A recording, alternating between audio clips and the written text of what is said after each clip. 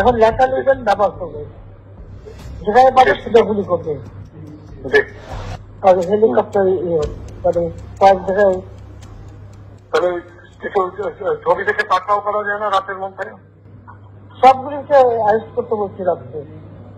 হ্যাঁ, পাকড়াও করলে না, ওটা বলা হয়, ওটা র্যাব জিএফআই সবাইকে বলা হচ্ছে যে যেখান থেকে টিকাটা পারবো ধরে ফেলবে, ওটা বলা হয়।